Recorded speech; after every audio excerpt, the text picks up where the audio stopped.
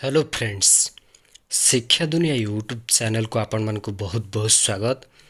आज आम यही वीडियो माध्यम जुक्त 2 रीचेकिंग रिजल्ट केबे आसीबो से विषय आपण मन को कहिबी एवं जुक्त 3 जो माने स्पॉट एडमिशन करने को अप्लाई करूचंती सेमानक मनरे किछि प्रश्न रही सेमानकर बहुत बड़ किछि कमेंट रही से कमेंटर उत्तर मुझे वीडियो माध्यम देवी।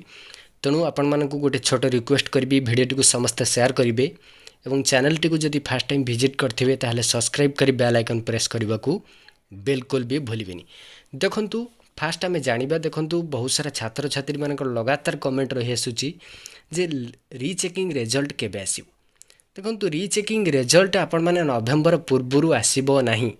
देखंतु आपण मानक बारंबार आम कहूँ जेपर्यंत आपण मानकर जुक्त 3 नामलेखा प्रक्रिया बा एडमिशन प्रोसेस जेपर्यंत कंप्लीट न होईची से पर्यंत आपण मानक रीचेकिंग रिजल्ट आसीबो नाही।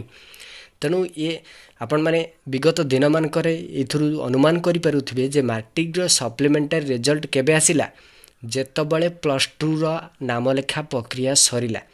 तेणु से सेम प्रोसेस +3 ही करा जिवो। जेतबळे +3 रो कंप्लीट नामलेखा प्रक्रिया सरीजिवो सेतबळे आपण मानक रीचेकिंग रिजल्ट आसीबो।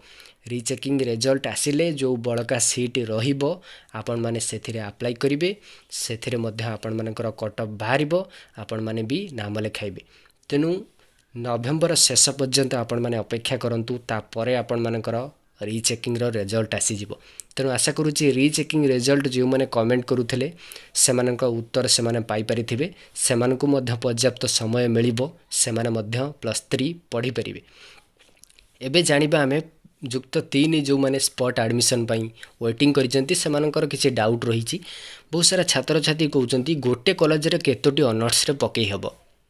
देखंतु गोटे कॉलेज रे आपण मानकर जदि जहाँ भी सब्जेक्ट कॉम्बिनेशन अच्छी 1 ରୁ 6 पर्यंत आपण माने गोटे कॉलेज रे पकई परिबे। 6टा सब्जेक्ट रोचे तेणु जो जितेटा चाहिए मु गोटे गोटे से कॉलेज रे इंग्लिश ऑनर्स पकईली आ गोटे हिस्ट्री ऑनर्स पकईबी कि एजुकेशन ऑनर्स पकईबी। तेणु से अनुसार आपण मैंने 6टी पर्यंत गोटे कॉलेज रे 6टी ऑनर्स पकई पारे, किसी असुविधा नहीं। छात्र छात्री मानकर कमेंट रही जे एप्लिकेशन को कौन आम ऑनलाइन अप्लाई करदे आ ड्रॉपबॉक्स रे न पकईले चलबनी। देखंतु ड्रॉपबॉक्स रे जदि आपण माने से कॉलेज न पकेबो ताहले आपण मानकर स्पॉट एडमिशन हेई परिबो नै।